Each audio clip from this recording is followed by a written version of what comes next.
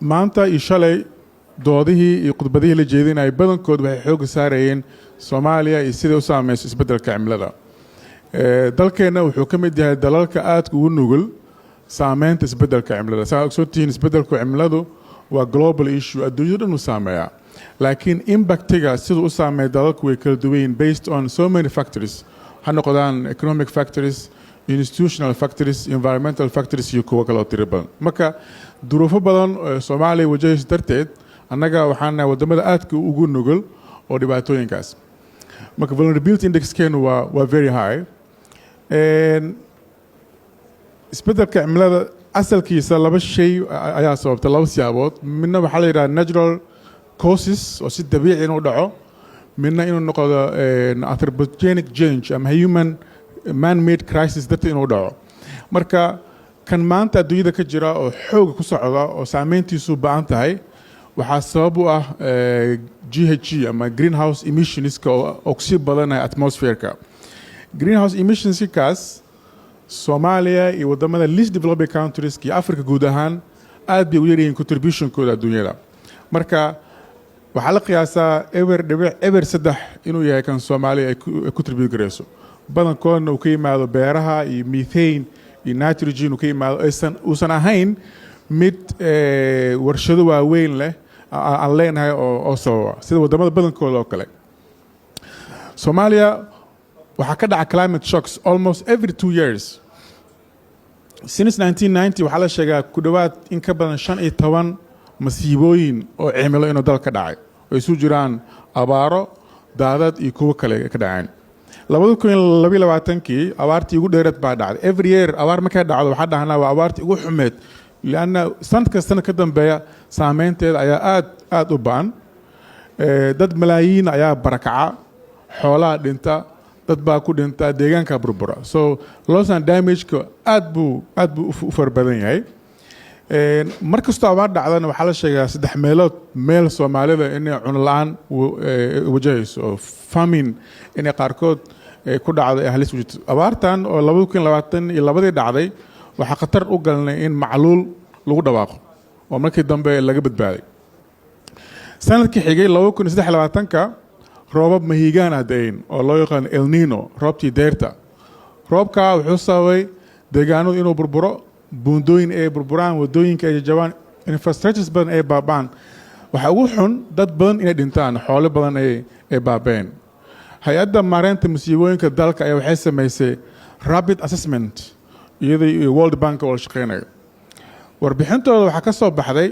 ku dhawaad in loo baahan yahay 260 milyan si loo soo kabsado dhibaatooyinka roobkaas ay geysteen. weliba roobabkaas waxay ugu dubnaayeen roobabkii hore oo di'i jiray. digniino badan ayaa la bixin jiray muddo bilooyin ah. aad ayaa loogu diyaar garoobay in terms of early warning systemska. telefoonada markaa wixii waxaa ku jira digniino ah dadku inay is ilaaliyaan ka barkacaan meelaha wabiyada iyo biyaha ku badan yihiin.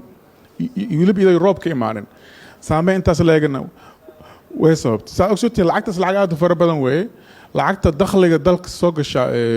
بجت كم كان في ريسيت أفر بقولوا مليون سنة كي يلا أروريا دمستقلي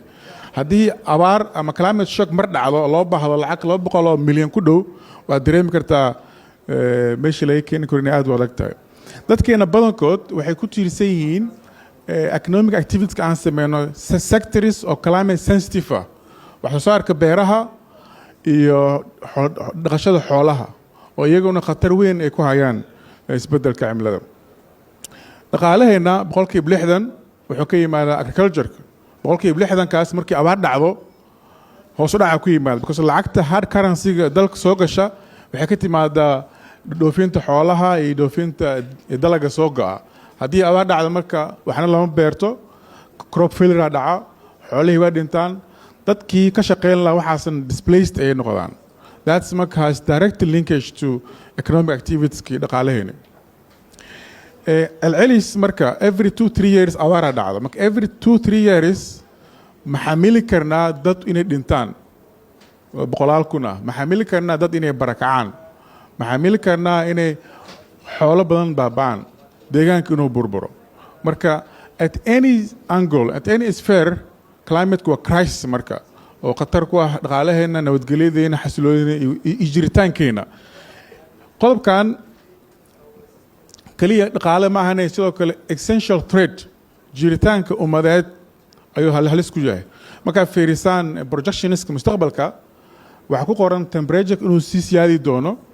50 sano 100 sano kadib uu sii siyaadi doono biilaantu inay sii badan doonto deegaanada qaarkood waxay noqon doon deegaano aan nagu noolaan karin marka dhulkaas ku heesano aan dhahayno reer hawlaas kale anaga iska leh oo hadda manfaacad lahayn mustaqbalka dhow waxay noqon doonaa meel aan lagu noolaan doonin marka inaas heesano wax ka fiican inaan ka fikirno khatartaas fog ee nagu soo wajahan abaar markay dhacdo waxaa ugu sii daran in laga soo kabsado waxay qaadataa 5 ilaa 7 sano qaadataa marka waa ogtiina markii abaar dhacdo qeendana la sameeyaa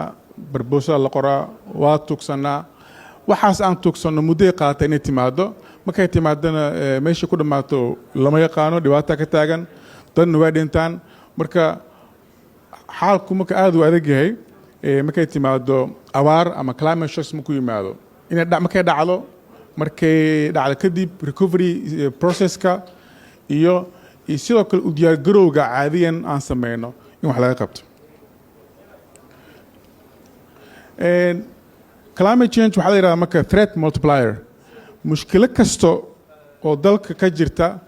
ayuu wuxuu sameynayaa exacerbation laakiin dib buu sii baahinayaa tusaale ahaan waxaan qabnaa generational crisis ay ka mid tahay faqriga oo kale 70% dadkeena waxay ku nool yihiin faqri waxba ma haystaan 70%kaas inuu sii balaarto ama inuu sii yaraado meeshii ahayd inuu yaraado poverty level kuu sii balaaranaya like more people are going to poverty because of frequency of climate shocks darteeda agriculture-ka waa sectorka ugu weyn oo dadka Soomaalida shaqo siiya majority of dhalinyaradeena waxay ka shaqeeyaan agriculture-ka haddii agriculture-ka uu failure crops imaado biilaan jirto land degradation uu jiro because of drought and climate shocks imise qof baa shaqeyn karta marka isweydiinayna dadkaas badankood waxay noqdaan displaced waxay ku jiraan xiro qaxooti marka waa dad handicap noqday aan wax soo saar economic activities aan sameynaynin and there's no economic activities and more people will be in poverty line marka taasna waa dhibaato jirto caadiyan economics waxaa lagu bartaa resource waxaa la waa scarce sidiisu scarce yahayba marka imagine markii resource-keena iska yaraa oo si loo maamulayay su'aalo badan ka taagan yihiin haddana haddii climate shocks ugu sii darsamo marka waxaa badanaysa marka access to those resources-ka badan ayaa culays ka imaan doona and then qabiiladii iyo qoysaskii baadiyaha degnaa oo resources raadinayay waxay imaan doonto marka inay isqabsadaan oo isdagaalaan si xoolihii loo daaqsin loo siiyo dadku u helaan biyo helaan ama resource kale u qaybsadaan waxaa intaasoo dheer institutionskeena waa institutions weak ah markii laga fiiriyo from academic perspective dad qaarkood siyaasiyiintu waxa laga yaabaa inay dhibsadaan institutions waa weak laakiin waa weak because waxaa laga fiirinayaa qaab dhismeedkooda structurekooda shaqaday qabtaan ma inclusive institution oo dadku adeegaa mise waa extractive institutions waxaasaa laga fiirinayaa marka institutionskeen waa la socotaan tusaale ahaan hay-adda maareynta masiibooyinka oo kale waxay jirtaa muddo 2 sano 3 sano ka yara jirtaa masiibooyinka cimilada dalka ka jirana waxay soo jireen muddo 30 sano ka badan ay sii jireen marka this is simple example inkastoo dadaalayaan haddana capacity loo baahnaa in terms of financial capacity iyo human resource ba uu iska xadidan yahay climate interventions dalka ka dhaca way cusub yihiin waa bilow waa early stage badankoodna weli xoog badan ma saaraan climate peace nexus mostly waxaa xooga saarnaa adaptation immediate response humanitarian support waxaasaa xooga saarnaa marka haddii aan arrinta nabadgelyada iyo xasiloonida iyo institution buildingka xooga saarayno waa inaan ka fiirnaa markasta sidee climate interventionska aan samaynayna qayb ugu noqon karaan peace building efforts cilmi baaristan waxaa laga sameeyey 14 dal Soomaaliya ka mid tahay data 96 ilaa 2016 la isticmaalo panel data ah badankeena waxay fiirinaysay haddii isbedelka cimilo dhaco iyo government stability siduu u saameynaya internal conflicts khilaafaadka dowladaha gudahooda ka dhaca siduu u saameynaya climate shocks wuxuu fuel gareeyaa conflicts on land water iyo other resources ka kale haddaan ka sheekeynayay markay abaar dhacdo waxaa laga yaabaa inuu u bato khilaafaadkii iyo hardankii la xiriiray access to resourceska daaqsin ha noqoto ama biyo ha noqoto ama wax kale ha noqoto ayuu sii ballaariyaa markuu conflict dhacana waxaa ka dhaca displacement dad baa barakaca dadkaas badankooda barakacana waxay u badan yihiin dad marginalized ama vulnerable dumarka caruurta ayaa u badan iyo dadka elderiga and that marka waxay abuuraysaa weak resilience social fabricii inuu baaba'o dadku iska qabsadaan dadku barakacaan taas marka khatar weyn waxay ku tahay nabadgelyada iyo xasiloonida haddii dhinac kale laga fiiro xagga dhaqaalaha iyo wax soo saarkana waa naqaanaa sida u saameynayso wax soo saarka livestock waa qaybta wuxuu ka mid yahay qaybta ugu weyn oo lacag badan naga soo gasho markaa fiiriso taariikhda every few years markaa fiirisid hoos u dhaca ku imaanaya lacagta ka soo xaroonaysa because xoolo badan oo la dhoofiyo ayaa soo yaraanaya sidoo kale temperatureka wuu ziyaadayaa heerkulka markasta uu ziyaadana wax soo saarka beeraha hoos u dhacaya leanna dalaga aan beerano badankood waxaa loogu talagalay temperature mucayima inay ku baxaan 30 inay ku baxaan haddii heerkulka meelo qaarkood 40 gaaro galeydii aan beeran jirin waxaa laga yaabaa inay adkaato inay soo baxdo marka in laga fikray u baahan tahay nooc miro nooce ayaan beerinaa waxaa hadda laga hadlaya crop resistance ama crop variety loogu talagalay inuu ku bixi karo climate shocks ki jira darteeda kaas marka inaan u gudubno aan baarno ayay noqonaysaa sidoo kale haddii conflict dhaco waxaa soo dhac ku imaanaya wax saarka kadibna taasoo saameyn ku leh wax inaan dhoofino si la mid ah cropska aan badankeeda aan dhoofino waxaa ka mid ah mooska sorghumka hoos u dhac badanaa ku imaanayay since 1990ska ha sababto both climate iyo conflict reasons sidoo kale maize si la mid ah waxaa ku imaanayay hoos u dhac beerashadiisa iyo wax soo saarkiisa iyo dhoofintiisaba wadamada 14 dal oo sub-Sahara Africa oo dalkeenu ku jiro dhammaantooda marka finance isku wada mid ah ka soo wada baxay weliba iyaga qaarkood oo institutional qualities inaga fiican yihiin qaarkood aan dalkooda burburin haddana finance qaarkood isku mid ah ka noqonay marka waxaa laga yaabaa haddii in deeper level ama national level loo sii baaro inaan ka sii liidino wadamada badankood so roobka hadduu roob badan da'o oo joogto ah hoos u dhaca ku imaanaya conflicts because dadku biyo helayaan waxbay beeran karaan and then they can go back to work haddii temperatureka uu ziyaado projectionska every few years wuu sii ziyaadayaa waxaa imaanaysaa marka isqabsi ama instability ay imaanaysa in a short term haddii deforestationska xaalufinta dhirta la jarayo deegaanada la burburinayo sidoo kale waxay sababaysaa khilaafaad marka factorka ugu weyn oo meesha ku jira waxay tahay institutional quality-ga ama government stability intuu la egyahay so haddii fragility-geenu uu weyn yahay ama muddo uu jiray waxaa noo fudud inaa khilaafaad ay dhacaan ama instability inay timaado haddii awaare ka dhacdo meel dowlad ka jirto oo weligood stability ka jirtay immediately ma fududa in dagaal dhaco because waxaa jira infrastructure waxaa jira stability waxaa jira mechanisms dadku ku heshiin karaan dadka xalin karo laakiin markay fragility ay jirto oo institutions quality oo sii liitaan waxay soo dedejinaysaa in instability ay timaado dhibaatooyinkaas aan soo sheegnay kadib maxaa hadda jira maxaa current efforts jira kaliya ma ahan inaan ka sheekeynayno dhibaataa jirta dhibaataa dhacda laakiin waxaa jira shaqooyin badan oo wanaagsan oo la qabtay 5 sano ugu dambeysay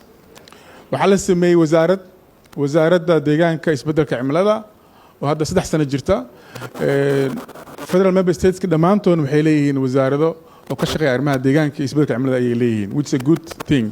sidoo kale waxaa jira oo sanadkii hore madaxweynaha uu saxiixay sharci ilaalinta deegaanka oo sharci ah oo uu mamnuucaya tusaale ahaan waxyaabaha plasticska single use in loo isticmaalayo kale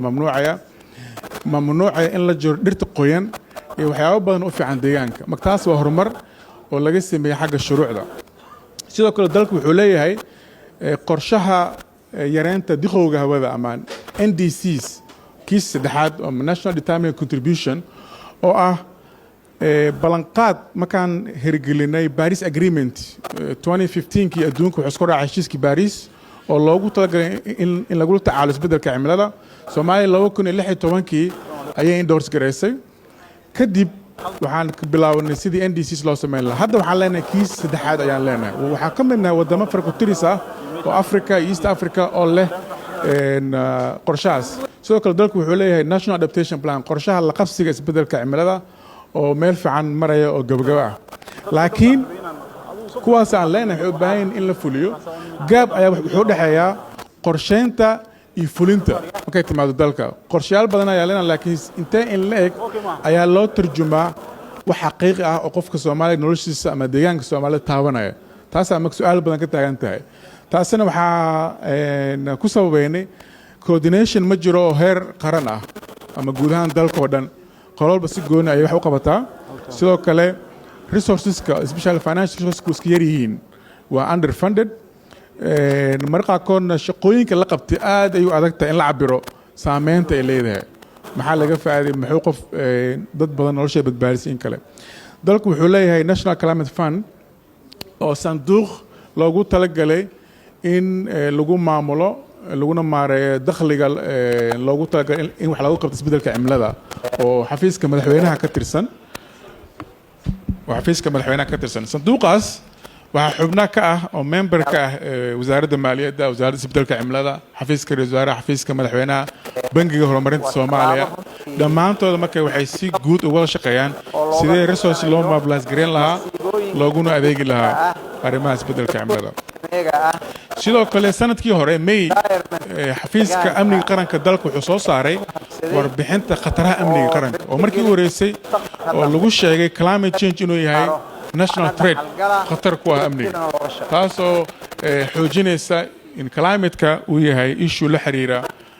saameyn ku leh nabadgelyadeena haddaad aragtaan Africa Peace Security Architecture climate change waxaa sidoo kale loo aqoonsan inuu yahay factor weyn saameyn ku leh nabadgelyada iyo xasiloonida qaaradda ugu dambeyntii xalku muxuu yahay maxaan rajaynaynaa in la qabto dadka badankood hadday in badan oo kamid ah way ka hadleen waxaan sheegi doonaa tusaale ahaan interventionska la sameyn doono dhan way noqdaan whole government iyo whole society approach oo macnaheedu yahay wax ka qabashada isbeddelka cimilada shaqo u gaaraya maaha wasaaradda isbeddelka cimilada waa shaqo ay wada leeyihiin bulshada qaybaheeda kala duwan ay wada leeyihiin waaye macnaheedu ah academia waxay leedahay role dowladuhu waxay leeyihiin role NGOs waxay leeyihiin shaqay leeyihiin private sector shaqay qaban karaan qolo walba waa inay qayb ka noqotaa sidoo kale climate adaptation strategiyoyinka aleenaho dhan waa inuu ku jiraa component of peace building ah si loo yareeyo khilaafaadka isqabsiga ku aadan khayraadka sidoo kale water management waa one of the entry point markii laga hadlayo isbeddelka cimilada xalintiisa because dadku badankood waxay isu dagaalaan biyo marka inaan ka fikirno sidee si wanaagsan u maareyn karnaa biyaha ugu dambeyntii waxaan wax dhoofinteena waa inaan ka fikirnaa diversification haddii aan sii noqoto inaan sii dhoofino xoolaha iyo dalagyada in badan oo ka mid dakhliga dalka soo galaya aad buu u yaraan doonaa okay beerashadeena climate wax beerashadeena waa inay noqotaa climate smart agriculture waa la aqsanaya climate smart u sheega u kaadii ku dhaha 1 minute so climate smart agriculture saa ogsoontihiin qaabka wax u beerano waa qaabkii weligeed waagii beerasho la bilaabay wax u beerin jirnay marka waxaan u baahannahay inaan isticmaalno technology iyo qalab casriga in wax ka bedelno wax beerashadeena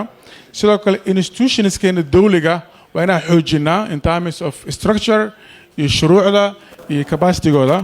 ugu dambeyntii waa inaan beeso badan u raadinaa dalkaasi wax looga qabto arrimaha isbeddelka cimilada ugu dambeyntii marka